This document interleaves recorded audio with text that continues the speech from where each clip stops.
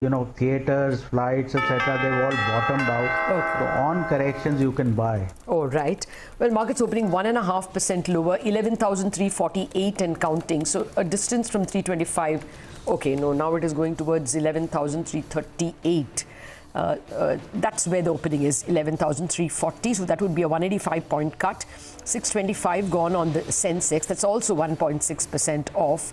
And on the Bank Nifty, the cut is a little sharper at 2.3%. So we are about 20, just clinging on to 23,500 gone in that index. And leading the pack of falls are, well, actually Z Entertainment seeing a lot of long unwinding because it had run up hugely this week.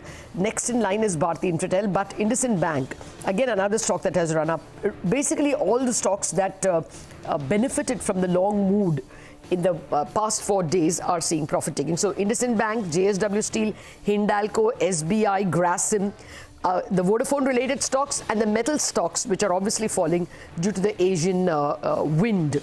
So Tata Steel also in that list. Then come the banks: Axis, ICICI, Kotak Mahindra, Bajaj Finance, HDFC.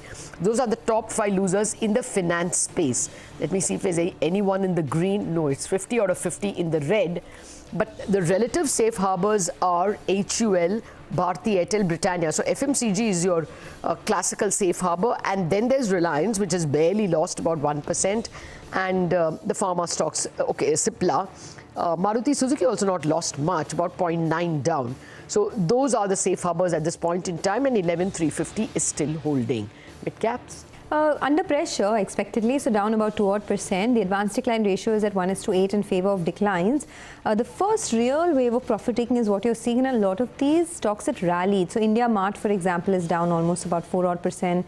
Jubilant Life is down about 3.5%. All the pharma stocks, Alembic Pharma is down 4%. And these are stocks that have gained about 40-50% in the last couple of months. Motherson Sumi is down about 3% Godrej Properties, the entire real estate space. So it's a wave of profit taking. That's about it for now. Prestige Estates, Bandhan Bank, a lot of financials. In fact, the Bank Nifty is now down 500 points. So don't lose sight of that. Z Entertainment is down about 2%. Couple of stocks holding up in the green for news. So you have something like a KEC International that is up in the green. Dish TV has been piling on a little bit of weight. CG Power is up 2.5%, but few and far between in the green. Otherwise, it is a weak start to trade. No two ways about that.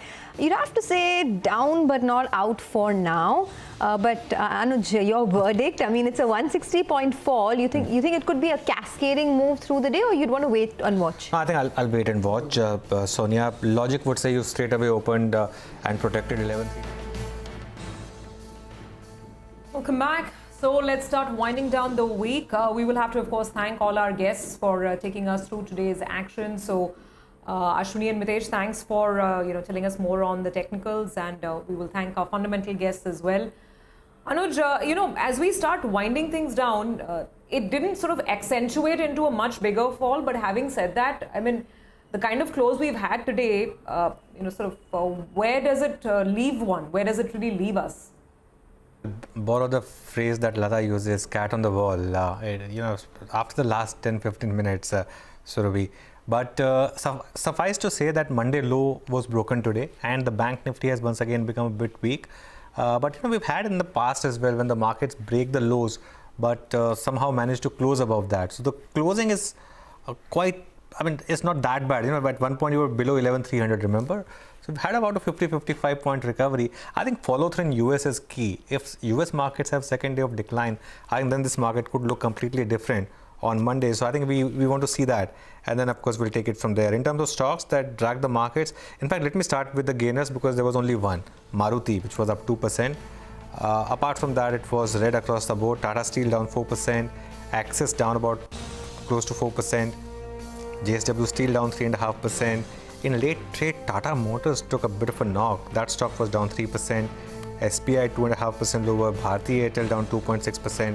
Dr. Reddy is also down in trade. So that was the day, Surabhi, in terms of big movers and shakers on the index.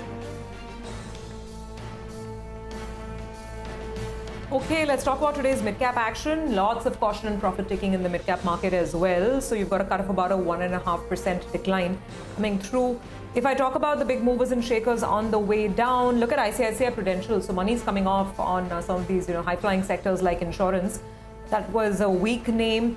What else? We've seen weakness on DCB Bank, NBCC, JSPL. In general, metal stocks have been really weak today.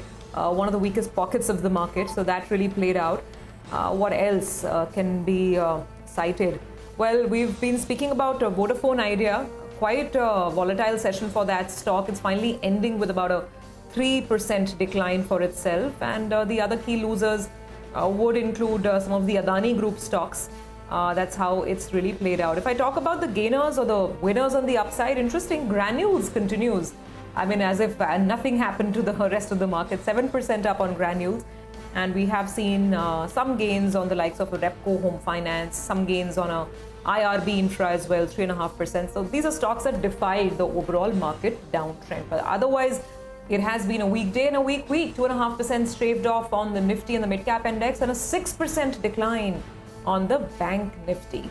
Well, that is where we have to take your leave. So it's a wrap up from the entire team of Closing Bell. Do keep it with us because we have Smart Money coming up next with Sonia.